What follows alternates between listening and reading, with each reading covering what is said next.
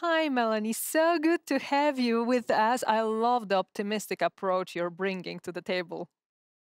Thank you. Thank you. It's great to be with you today. So, without further ado, the stage is yours. Give us some good thoughts and hope for this 2021. Sure, absolutely. So good morning, afternoon, evening, everyone. My name is Melanie Williams, and I'm the Chief Business Officer for Virtual Creative Studios. We're outside of DC. We're in the Baltimore, Washington area. And today I'm going to focus on the good that has come out of this absolute insane past 11 months. I'm a bit of a Pollyanna. You sort of have to be in the events business. You're at an event and, oh, the cake is on fire, but aren't these table linens just gorgeous? So I have definitely taken the past few months to really focus on some of the good parts that have come out of it, which does alleviate the sting a little bit. And next slide, please. Thank you. So quick backstory on how I got here. At 21, I was newly married with a baby in college to pursue my RN. Having a child, I quickly realized that I was not cut out for nursing or anything bodily fluid related. My parents were big entertainers. My whole family was, in fact. Everything was a big production. Holidays, birthdays, family crab feast. If you're from Maryland, you know that Maryland blue crabs are pretty much everything. And I got the entertaining bug pretty honestly. But when I told my parents that I was going to switch from my nursing degree to plan parties, they thought I was crazy. As back in the late 90s, this really wasn't as glamorized as it is today. But for 16 years, I worked in off-premise catering, creating events anywhere and everywhere. I went from just food and beverage to designing complete events with the decor. And then for the past 5 or 6 years, I've done large-scale production. So site ops, logistics, the decor, the planning for things such as Preakness, the All-Star game, NASCAR races, inauguration, papal visit in DC and Philadelphia, the Concert for Valor, Firefly. So definitely across a lot of different genres, but we're not here to talk about me. So let's move on to the great things that have come out of the pandemic. And next, thank you. So the good stuff that's come out of COVID-19, well, the obvious easy one is that as hard as it is, and you might want to click the slide one more time. Thanks. As hard as believe that anything good's come out of it, it really has. I mean, take a look at this now. I'm outside of Baltimore and DC, but I'm talking to people across the world. So while this technology is not new and it has been around for a long time, we're using the global reach much better, much more efficiently, and we're getting results out of it, honestly. Most of the conferences that we're doing virtually right now, they had attendances, before when they were all in person, say 2,000 people. And now with their virtual conferences, they're ending up with 4,000 people. We see the doubling happen a lot. And that's because time, distance, traveling, all of that is eliminated right now. And I do foresee that extending once live events come back. I do see like conferences are going to have this hybrid version from now on where, if people can't travel or they can't make it across the country or across the world, they'll still be able to have the same experience from their home. And so moving on, this is a great example of sort of the production that has come out of COVID-19. This looks like an amazing concert that Katy Perry put on for Tomorrowland. And in fact, it is an amazing concert that Katy Perry put on. But the funny thing is that this is actually all virtual. So it's a virtual stage set, it's virtual audience, it's a virtual world, everything virtual. To think that watching at home, I could still feel the same thing, maybe not paying, $12 a beer, but I'm still feeling the excitement watching this because the production's still there. The atmosphere is extended. We're immersed in it. And it recreates live feelings.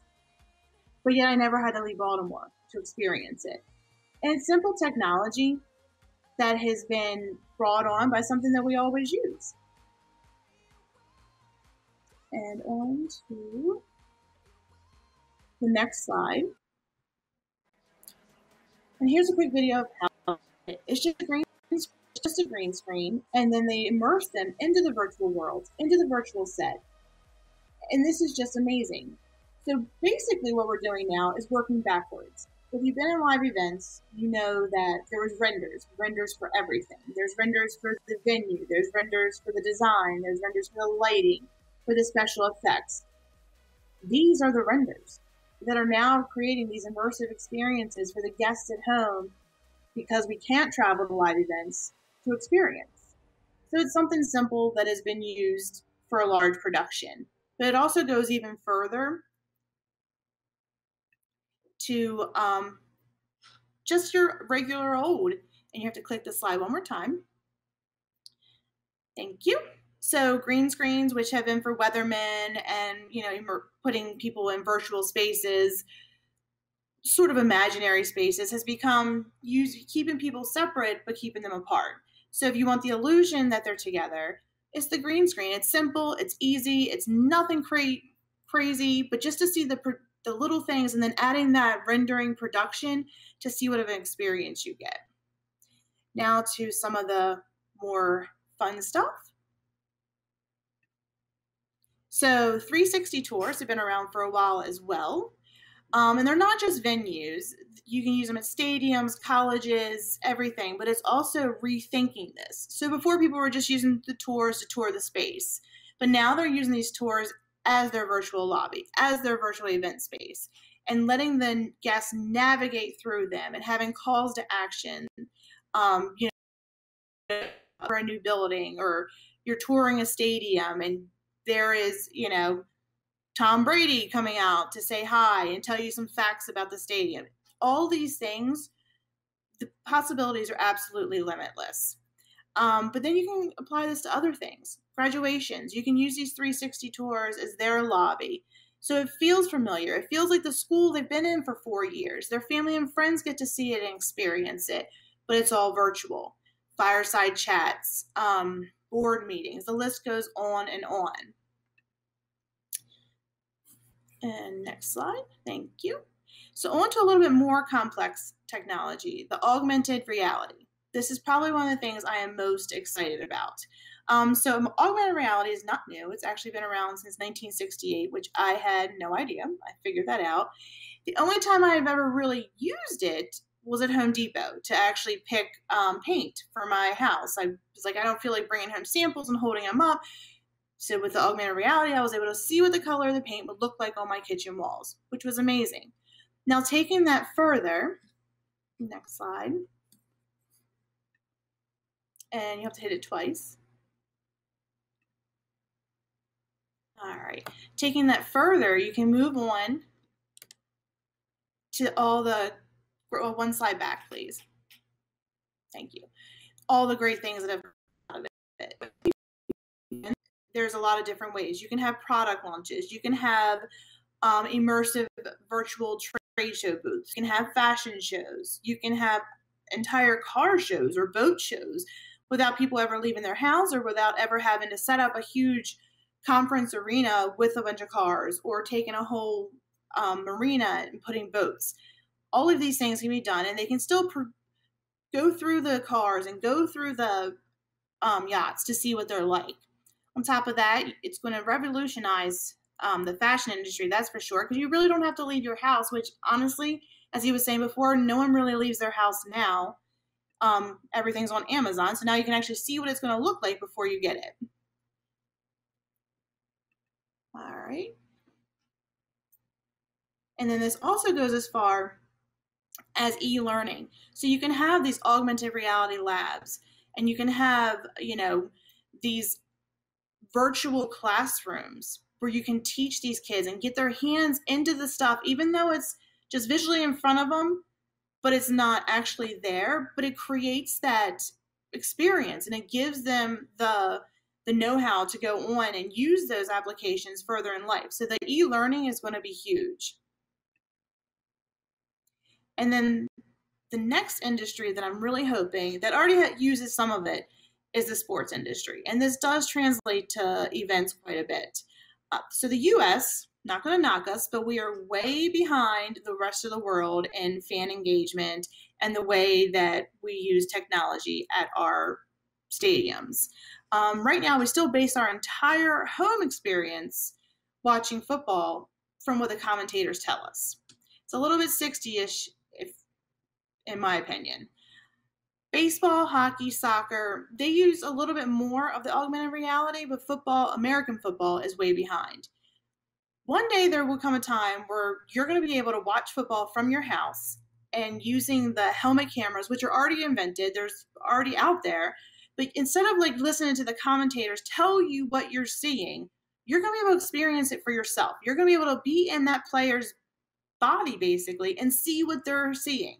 And that just drives fan engagement. That drives them dedication to the brand, which drives revenue. So there's small things that are going to be added that are really going to enhance the experience and the return for the teams. Moving on to virtual reality. So I consider virtual reality, augmented reality's louder, crazier cousin. While I find this technology completely electrifying, I don't think it's going to have the same universal power as augmented reality. One, because it takes hardware and an investment. I don't know that everyone at home is going to have a VR headset so they can experience happy hour in a Vegas casino with colleagues instead of being where they're at on their couch.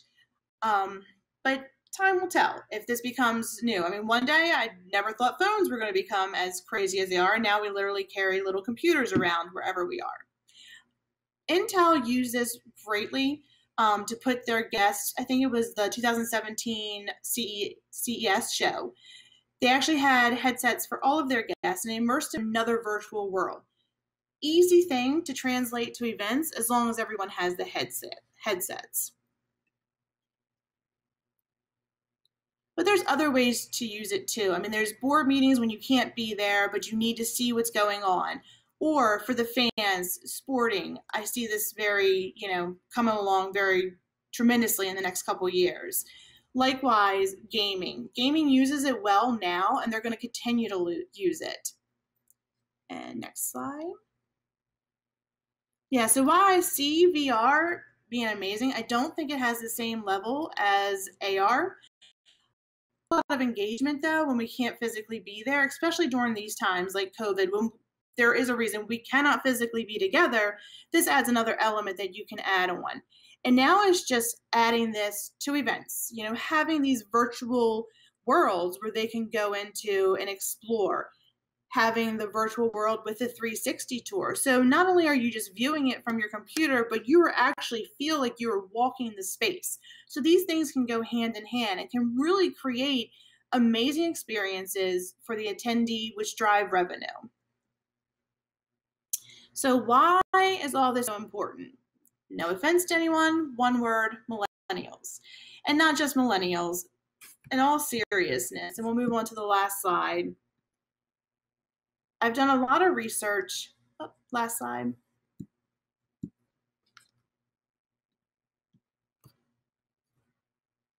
Thank you. So I've done a lot of research. One of my things in sales is when I'm trying to sell something to a specific group, I sort of immerse myself and learn everything I can about it. I have books and books on molecular gastronomy if anybody wants them, honestly. So one of the things I've really gotten into, being now that I am of the Gen X age, is what drives millennials and Gen Z, because they are the biggest population of buyers right now. They're born into technology. They're born into fast answers. They're data driven. So you sort of have to look at what they want and realize that they want experiences. They want to just see something or have someone tell them what it's going to feel like. They want to feel it, even if they can't physically be there. I have a daughter that's a millennial, and my son's Gen Z, and I know this firsthand. This is how they live. It's fast, it's exciting, and this is who we're selling to. And we need to, embrace the technology, appreciate that it came out of something horrible, and, use it in our events. And that's really the end of my slideshow. But if there's any questions, I am open to questions. Yes, we do have some questions, so I'm happy to ask them to you. Thank you very much, first of all, for all this optimism coming from your analysis. And I think the questions are also supporting this point of view. What are the main causes for the technological revolution in the world of virtual events? So I do think a lot of it is that is driving this is the ages that we're selling to. I mean, we're selling to people that they're younger and they've been born with technology and they want to see this. They want to see it. They want to see it faster. They don't pull items so much. They want to immerse themselves in experiences. So that is definitely driving. Also, thinking outside the box. With COVID, when we had to, after everything happened last March here in the States, everyone switched over and it became like, okay, we're having a virtual meeting, but it's in another Zoom room. It's in another Zoom room. Nothing against Zoom. It's been amazing. It's probably been one of the most powerful tools the event industry has ever seen, honestly. But you have to constantly think outside the box. How can I make this more engagement? How can I make this more exciting? Because when they're engaged and they're excited, they're going to listen to the content more. They're going to understand the content more. They're going to comprehend it. They're going to immerse themselves in it. And then whatever the end goal is, you're going to get a better results from that. So those things are really what I see driving the technology right now. Down the road, I see other things driving it, like a push. Like the United States is way behind the United Kingdom and the rest of the world, honestly, in the way we engage in sports, like I said. So I do see some competition there that, now that we're looking at things more globally, and then you're looking at, okay, so it's not just, your US teams against teams, but you're looking at all the kids engaging their fans. It's going to drive a little bit of competition and more technology in that way as well.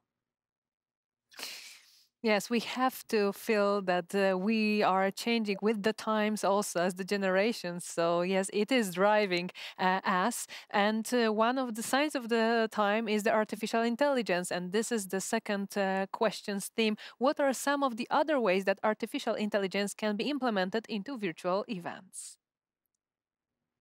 So that's a great question. Artificial intelligence, we actually already use as one of our networking tools. So we take, which we call our icebreaker challenge, and people fill out their profile and they either answer a series of questions or maybe they just choose some general hashtags. And then we have targeted strategic networking because we pair these people that are like-minded with other people. Even in sales, you sell to everyone, but people buy from people they like. So you do want to be aligned in that way. And a lot of times it comes down to, for years we'd have to figure out, well, what is this person like? How do I get, penetrate their walls? How do I get there? But now with these strategic, AI powered networking tools, all that's gone. You're already lined up with people that are like-minded. And then from there, it just, the world's sort of your oyster. You're already selling to people, or maybe it's not selling, maybe it's in a different way, just networking. You're already, have people that you're like-minded with and that you have the same sort of mindset. And then it just, you can evolve from there. It's sort of like match.com, but for business professionals. And so the AI part of that is amazing. And we are going along with the thought with the third question because we are even climbing up on the ladder with the virtual reality. How to implement virtual reality to make the events more engaging. So with the virtual reality, the downfall right now, which I could see in another decade this not being an issue, but you need the headsets. So I do see that going forward, virtual events are here to stay, be it all virtual or hybrid. They're here to stay. Their live events will come back, but they're here to stay. Not so it's either going to be like you have, this platform and you're renting VR headsets so everyone can experience this. So once they have the headsets, then you have to think of, okay, what am I doing with this? And it becomes, okay, so you want to show them a product. You want them to feel like they're actually in front of, say it's a Mercedes, that they can actually look at it and touch it and open the door and see the interior. So for exhibit booths, things like that, product launches, I could totally see it. working. I also see it happening. There's a lot of live streaming right now with music. There's actually a whole artist thing that was announced yesterday or the day before by Live Nation called Veeps. But it's still, you're just streaming the live music. You're still just, it basically comes to like you're watching a YouTube concert.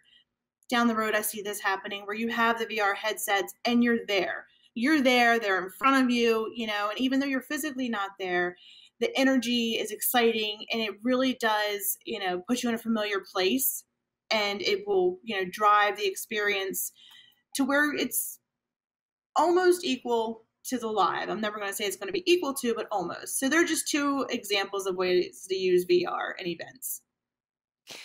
Melanie, thank you very much for all the answers to those questions and for bringing this optimistic approach to life. I think this is something we really, really need going forward into 2021. So thank you once again for being with us. Thank you. Thank you, everyone. Have a great rest of the day. Thank you.